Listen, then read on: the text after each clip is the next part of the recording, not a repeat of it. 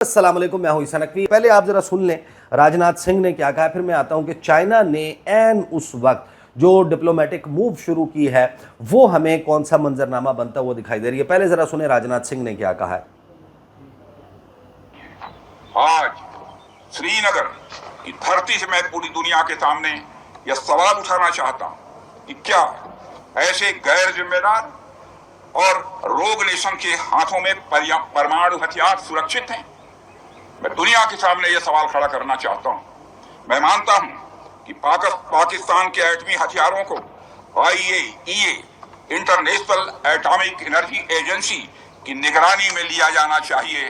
मैं ये कहना चाहूंगा और साफ तौर पर कहना चाहूंगा, यानी ये it is one of the subjects जो वेस्ट का फेवरेट सब्जेक्ट है। पाकिस्तान के न्यूक्लियर एसेट्स, पाकिस्तान के न्यूक्लियर वॉरहेड्स, पाकिस्तान की एटमी सलाहियत, इसके ऊपर हमेशा से एक ज़ाहिर है कि एक माहौल इंडिया बनाता रहा। और इंडिया को ये लगता है कि एक ऐसे वक्त में जब हमारे ऊपर प्रेशर पड़ गया है, हम ये एटमी हथियारों का मामला छेड़ कर कि पाकिस्तान के पास परमाणु हथियार नहीं होने चाहिए और पाकिस्तान के हथियार जो हैं वो international atomic energy agency IAEA उनके जो है वो हवाले कर दिए जाएं। ये डिबेट छेड़कर पाकिस्तान से जो मामलात जिन पर बात होना तय पाया है, करार पाया है कि इन मामलात पर बात होनी है, तो इंडिया अपने तौर पर बहुत सारी मूव्स खेलता हुआ नज़र आ रहा है। लेकिन यही वो वक्त है जब हम देखते हैं कि जो डिप्लोमेटिक फ्रंट है, महाज है, वो चीन ने ओपन अप करना शुरू कर दिया। और टाइमिंग बड़ा मैटर कर रही है कि इंडिया जिस वक्त रीग्रुप करने की कोशिश कर रहा है, जिस वक्त वो अपने हवास को मुजतमे करने की कोशिश कर रहा है पाकिस्तान के ऊपर एक नए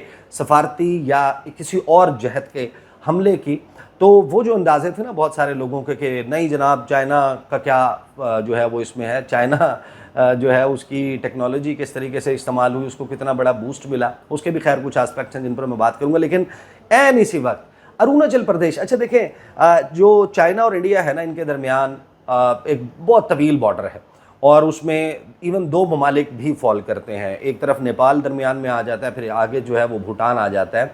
इसमें ज़ाहिर है कि जो एरिया सियाचिन के ऊपर से शुरू होता है, लद्दाख है, हिमाचल प्रदेश है, उत्तराखंड है, फिर नेपाल आ जाता है, फिर सिक्किम है, फिर उसके बाद भूटान आ जाता है, भूटान के बाद है अरुणाचल प्रदेश। इसमें मुख्तलिफ जगह हैं जो कंटेस्टेड हैं। चीन और इंडिया के दरमियान जो बॉर्डर है वो डिमार्केटेड नहीं है, इट्स अनडिमार्केटेड बॉर्डर, यानी ये वाजे नहीं है। एक तसव्वुर तो है कि ये नो मैन लैंड इसको समझ लेते हैं, लेकिन इसके किसी एक मकाम से दूसरी तरफ और उससे दूसरी तरफ अब अगर आप 2 मीटर या 3 मीटर का भी फ़र्क डाल देना, तो ये बाउंड्री अगर 4043 किलोमीटर का लाइन ऑफ एक्चुअल कंट्रोल है और इसको अगर आप सिर्फ 2 मीटर से भी ज़रब दे दें तो आप अंदाज़ा लगा लें कि कितने हज़ार मुरब्बा किलोमीटर्स जो हैं वो चीन के या इंडिया के हिस्से में इजाफी आ सकते हैं। अब चीन और इंडिया भी लड़ाइयाँ लड़ चुके हैं, जंगें लड़ चुके हैं। 62 की उनकी जंग है, 75 की उनकी लड़ाई है, 2020 की गलवान वाली लड़ाई है, और ये सारे टेरिटोरियल डिस्प्यूट्स पर हुए हैं। ये जो लद्दाख है, चाइना ये समझता है, इंडिया ये समझता है कि ये हमारा है और वो कहता है कि एक्साई चिन भी हमारा है। चीन ये कहता है कि एक्साई चिन तो उन्होंने जंग करके ले लिया था, लद्दाख वो कहते हैं कि हमारा हिस्सा है। फिर उसके बाद आ जाते हैं आप जो गलवान का एरिया है वो कंटेस्टेड है। फिर आगे आप चलते हैं जो नेपाल और भूटान के दरमियान माजी में एक किंगडम ऑफ सिक्किम होती थी, जो 1975 में जिसका इल्हाक इंडिया के साथ हुआ, जिसको ब्रदर भी कहा जाता है। यानी 7 नॉर्थ ईस्टर्न सिस्टर स्टेट्स हैं जिसमें मिज़ोरम है, आसाम है, मेघालय है, त्रिपुरा है, मणिपुरा है, अरुणाचल प्रदेश है। ये जो सारे एरियाज़ हैं उनको 7 सिस्टर्स कहा जाता है और इसको कहा जाता है कि ये ब्रदर है। तो वहाँ पर डोकलाम प्लेटो का एरिया है, वो नथुला पास है, नकुला पास, वो एक कंटेस्टेड रीजन है। फिर उसके बाद भूटान और फिर आगे आता है अरुणाचल प्रदेश। अब अरुणाचल प्रदेश वो रियासत है जो पूरी की पूरी चाइना ये कहता है कि वो साउथ तिब्बत का हिस्सा है और वो हमारा है। अब उनका जो क्लेम है, जाहिर है कि वो कहते हैं कि किस रेड क्लिफ ने, किस गोरे ने कौन सी लाइन बनाई थी और इसको तकसीम करके इंडिया का हिस्सा जो है वो बना दिया।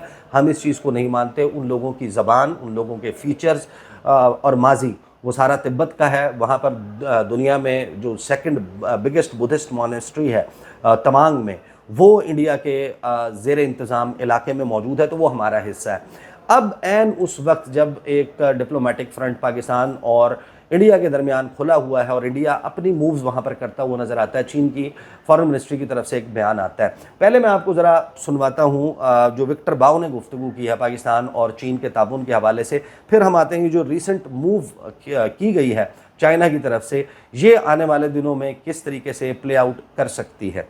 ये ज़रा सुनिए विक्टर बाओ। Going forward, not only for this round of showdown between India and Pakistan, but also for the future wars in any parts of the world.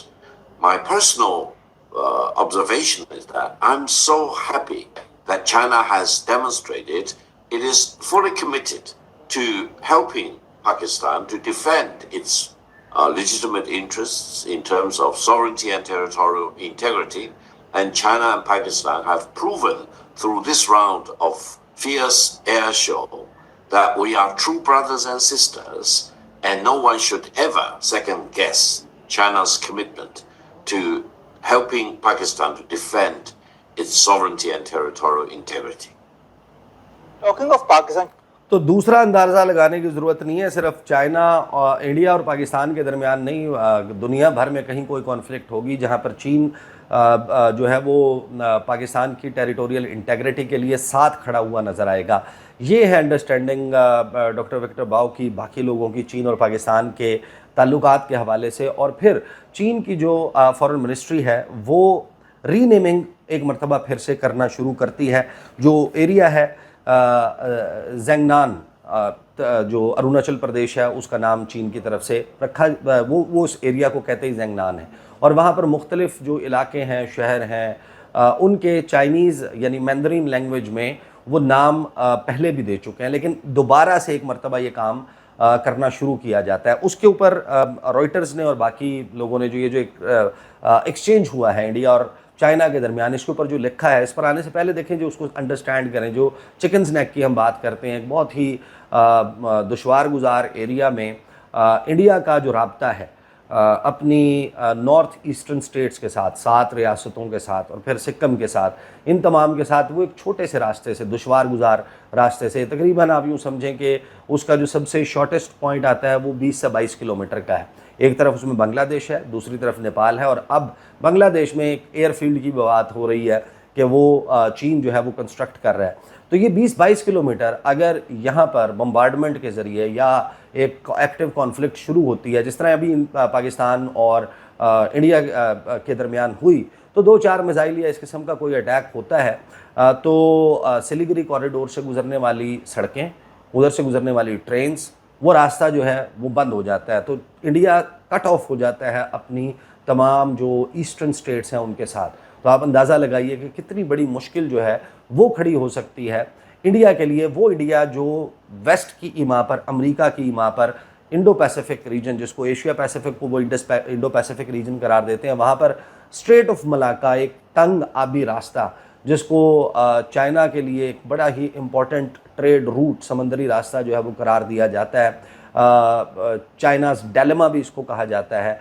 उसको ब्लॉक करने के लिए अपनी मूव्स करता हुआ इंडो पैसिफिक में नज़र आता है। जो उनका अंडमान एंड निकोबार आर्कीपेलागो है, वहाँ पर जो इंडियन नेवी के नेवल जो मनूवर्स हैं वो होते हुए नज़र आते हैं। फिर उनका मुख्तलिफ मुआहदे, तो वो जब उधर मूव्स करता हुआ नज़र आता है तो यहाँ पर ये डोकलाम प्लेटो जो ट्राई जंक्शन है सिक्किम यानी कि इंडिया का जो अब हिस्सा है भूटान और चाइना के दरमियान, वहाँ से सिलीगुड़ी कॉरिडोर के इस चोक पॉइंट का रास्ता को 80-82 किलोमीटर बनता है एरियल डिस्टेंस। और इसको वहाँ से टारगेट करना या किसी और जगह से इतना बड़ा और मुश्किल काम नहीं है। लेकिन चाइना की तरफ से इस तमाम सिनेरियो में जब पाकिस्तान और इंडिया के दरमियान एक स्टैंड ऑफ अभी भी जारी है, खबर आती है, अब न्यू दिल्ली से रॉयटर्स ने इसको तरतीब के साथ रिपोर्ट किया। इंडिया सेड ऑन वेंसडे के बुध के रोज़ इंडिया ने यह बयान दिया कि वो मुस्तरद करता है चीन की मूव कि वो north eastern state of Arunachal Pradesh में मुख्तलिफ जगहों के नाम मंदरीन चाइनीज़ ज़बान में रख रहा है, where the Asian neighbours share a border, adding that the Himalayan territory was an integral part of India. कि जो अरुणाचल प्रदेश का को हिमालय के सिलसिले के टुवर्ड्स द एंड ये हिस्सा है, ये इंटेग्रल पार्ट ऑफ इंडिया है, अटूट अंग है। Beijing has renamed places in Arunachal Pradesh in the past as well, and the issue has been an irritant in ties between the two countries, especially as they deteriorated sharply after a deadly military clash elsewhere on their border in 2020. Reuters लिखता है। फिर आगे वो कहते हैं कि उनके दरमियान फिर एक अक्टूबर में मुआहदा तो हो गया कि एक स्टैंड ऑफ को ख़त्म किया जाएगा, ट्रूप्स को डिसएंगेज किया जाएगा, लेकिन चाइनीज़ फॉरेन मिनिस्ट्री के स्पोक्स पर्सन ने अचानक से ये प्रेस कॉन्फ्रेंस की और उस मीडिया ब्रीफिंग में उन्होंने कहा Beijing had standardised some places in Arunachal Pradesh which is entirely within China sovereignty, कि मुकम्मल तौर पर ये चीन का सॉवरेनिटी है, चीन का सॉवरन एरिया है, यहाँ पर हमारा सॉवरन राइट बनता है। Repeating what has been Beijing's standard response, क्या है तो स्टैंडर्ड रिस्पॉन्स लेकिन इसको रिपीट किया गया है। Beijing says Arunachal Pradesh which it calls Zangnan is a part of south Tibet, claim New Delhi has repeatedly dismissed. फिर आगे रॉयटर्स लिखता है कि creative naming will not alter the undeniable reality that Arunachal Pradesh was, is and always remain an integral and inalienable part of India. India's foreign ministry spokesperson Randhir Jaswal said on Wednesday कि फिर उसके ऊपर react किया Indian foreign ministry के तर्जुमान ने कि नाम अगर आप उनके क्रिएट कर रहे हैं और इससे ये एक हकीकत छुप नहीं सकती कि अरुणाचल प्रदेश था, है और रहेगा इंडिया का एक इंटेग्रल यानी कि अटूट अंग जो है वो रहेगा। फिर वो इसकी हिस्ट्री बताते हैं कि अप्रैल में चाइना ने लास्ट ईयर इसी तरह की एक मूव की थी, 30 लोकेशंस का नाम दिया था, लेकिन अब ये जो टाइम है ये पाकिस्तान और इंडिया के दरमियान जो हालिया चपकलिश है उसके वक्त पर इसका अनफोल्ड होना ये वाज़े कर रहा है कि चीन और पाकिस्तान में कहीं ना कहीं एक अलाइनमेंट मौजूद है। ये भी जहन में रखिएगा कि यही अरुणाचल प्रदेश है जिसके ऊपर साउथ तिब्बत के इलाके से जो रिवर ब्रह्मपुत्रा जब वो एंटर होता है वो चाइना से इंडिया में तो वो उसका नाम ब्रह्मपुत्रा बन जाता है। उससे पहले वो बेंड लेता है, मोड़ काटता है, उसको द ग्रेट बेंड कहा जाता है।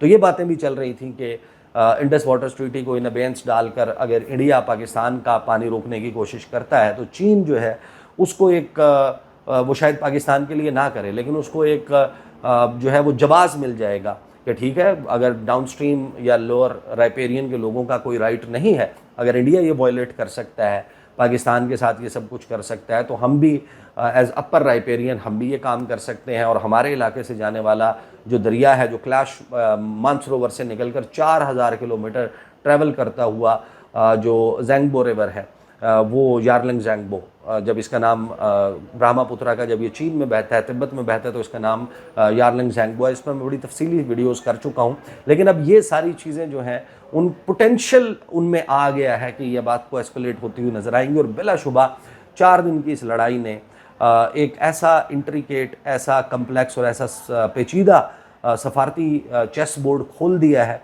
जिस पर होने वाली डेवलपमेंट्स बड़ी इंटरेस्टिंग है। और वो वीडियो जिसका मैंने आपसे तज़किरा किया था कि जो रफ़ाल गिराने की कहानी है उसमें कुछ बहुत ही इंटरेस्टिंग तफसीलात जो हैं वो अब आ चुकी हैं। वो इंशाल्लाह मैं आने वाले वीडियो में आपके सामने रखूँगा। अब तक के लिए इतना ही, इजाज़त दीजिए, अल्लाह हाफ़िज़।